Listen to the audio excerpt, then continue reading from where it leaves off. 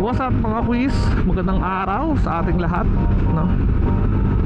Bali, magte-testing tayo ng bagong mic at saka mic adapter ng ating Insta360 Action Cam. Kasi last time nung nag-ride kami sa Pangasinan, sa hindi magandang pangyayari, no? Habang nagsushoot ako dun sa beach, nabasa yung camera natin, pati yung lalo na yung mic adapter. So pinasok na yung loob. At hindi ko din naman napansin sa kakamadali ko, hindi ko na napalitan ng mismong takip ng takip ng action cam natin. So ayun, expected ko maayos pa yung adapter na yun, pero wala, kahit anong gawa ko hindi na talaga naayos, kaya umorder na ako. Kasi kala ko yung sira lang yung mismong saksakan lang nung mic ng ating adapter sa action cam, tinamaan na din talaga yung mismong saksakan ng type C. So kaya umorder na din ako nun. Pero umorder na din ako ng mic mismo, kasi yung unang mic na gamit ko is galing pa yun sa galing pa actually sa intercom, no? Tinry ko lang kung maganda yung quality nung mic ng intercom dito sa may action cam natin, mga quiz. So ang nangyari pala, hindi pala ganun compatible yung mic ng intercom dito sa mic ng pag sinaksak mo dito sa ating action cam. Kasi ang dating sa akin nung boses doon medyo sabog tsaka garalgal, no? And medyo mahina. So itong nabili natin, hindi naman ganong kamahalan to, mga quiz, pero maganda naman yung review ng mga ng mga bumili nitong product na to. So tingnan natin, no? Mga nasa around 200, wala pa actually 250 tong mic na nabili natin na external. Pero syempre yung adapter, bumili pa rin tayo ng original na mic adapter niya, kasi yun lang naman din talaga yung compatible at wala nang iba, no? So ayun, yung unang record ko kasi nito, actually 2 days ago na tong na-deliver sa akin. Ngayon ko lang magagawa ng review para kung sakali na maganda yung quality nito ay ma-suggest ko din sa inyo, mga quiz. Tsaka ang kinaganda sa kanya, may libre na siyang dead cat. Meron na siya kasamang isang dead cat, pati yung mismong mismong cover nung mic. So dalawa yung magagamit nyo, free na yung isa. Yun, ang gamit ko yung regular na foam na black, no? Hindi ko kinabit muna yung dead cat. Itatry ko muna to kung maganda yung recording nito. At tingnan din natin kung hindi ganun kalakas, kasi nung sa may mic ng intercom natin, nung ginamit ko kasi siya, medyo rinig yung wind noise, no? So dito, sakto, habang bumabiyaya ako, actually nagaling na tayong Imus, mga quiz. May dineliver tayo doon, so pauwi na ako. Medyo malakas yung hangin ngayon, so malalaman natin kung okay ba siya pagdating sa wind noise, no? Hindi niya masyadong maririnig yung wind noise. Check na lang natin. At if kung maganda itong nabili nating mic, ilalagay ko na lang din dyan sa gilid o kahit saan man dyan, no? Lalagay ko na lang dyan yung picture nung name nung pinagbilang ko. Shopee lang naman yan, Shopee. So 250 aspak na yan, kasama na din yung delivery fee. Kasi medyo malas tayo sa mga mga free shipping lagi tayong babayad ng free shipping. Tsaka nga pala, no, yung sa mic kasi ng intercom, nung una ko siyang nilagay dito, kailangan mo pang sumigaw sa mic. Pero ina-adjust, may adjust naman dito sa may action cam, pero tinry ko lang yung normal niya. Pero kailangan mo pa rin talagang sumigaw para marinig ka ng maayos dito sa mic external na kinabit natin last time. Pero ngayon, nag-plus 3 ako dito ngayon sa mic niya.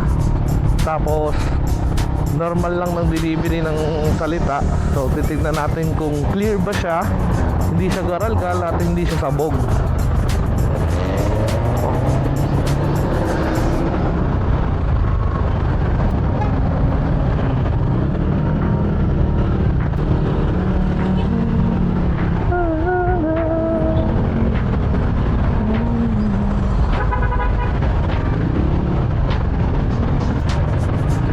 Nga pala mga quiz, no, nagbabalak na rin akong bumili pa ng isang helmet na mas magaan dito sa gamit ko.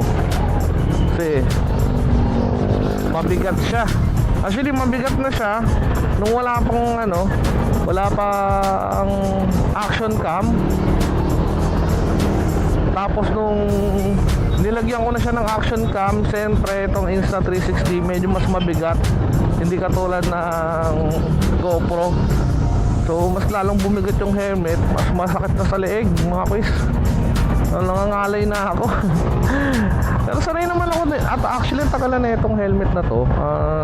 Ayun, nasanay naman na ako. Pero nung once na kinabit ko na tong bagong action cam natin, ang sakit na talaga, mas lalong bumigat yung helmet natin, no? Kaya try natin na makabili ng bagong helmet, TT Cross, kasi KYT users tayo mga quiz. So meron akong nakitang bago at tagal ko lang inaabang ngayon. Actually try kong umawit kay Commander nun, TT Course. Yun yung magaan na helmet ngayon ng KYT. So actually mapakagaan talaga. Meron man akong TT Course na nabili, kaso ginagamit yun ni Commander at kanya yun, hindi natin pwedeng pakilaman yun. Tayo tamaan, pag-iipunan natin yung TT Course na yun. Dito nga pala tayo sa St. Dominic Bacoor intersection.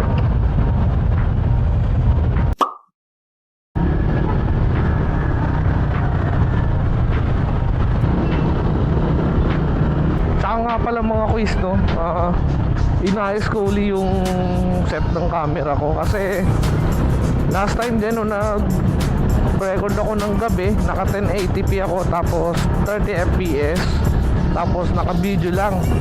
So hindi ko pala siya na set sa pure video, no. So ngayon ang sinet ko sa camera natin ngayon, bali naka pure video na siya. Tapos tinry ko na rin yung 2.7K resolution, tapos 25 fps ko lang siya. So titingnan natin kung mas maganda ba yung kalalabasan, at saka hindi siya ganun kabigat.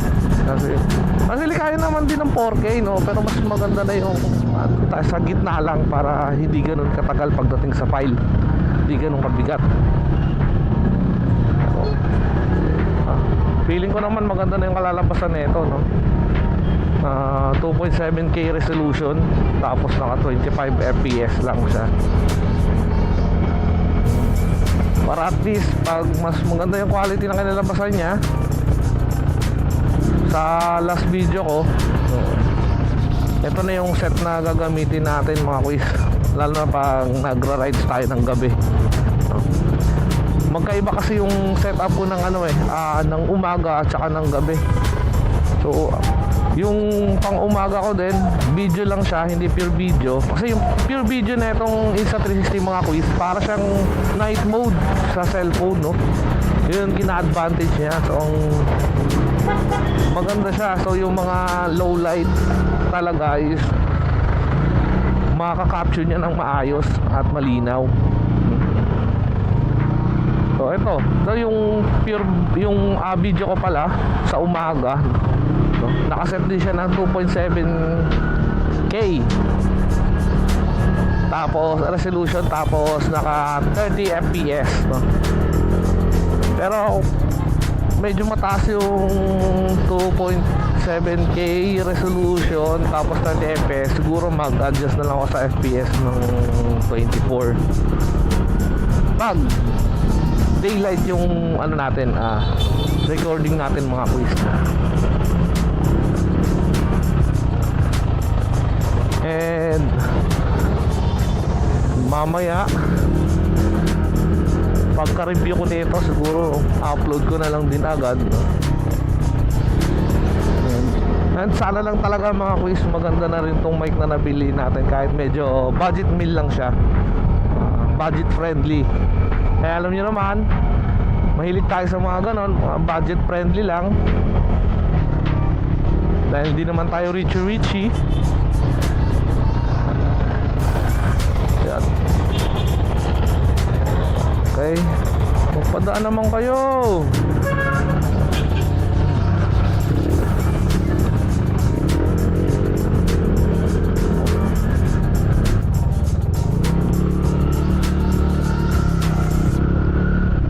So ayun mga kuys, bali hanggang dito na lang yung video natin.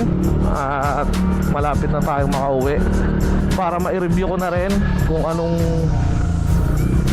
ganda ng quality ng nabili nating mic, at kung meron pa ba tayong babaguhin sa set ng resolution ng camera natin mga quiz. So yun, hanggang dito na lang. Lagi tatandaan, think positive always, and drive safe mga quiz sa ating lahat.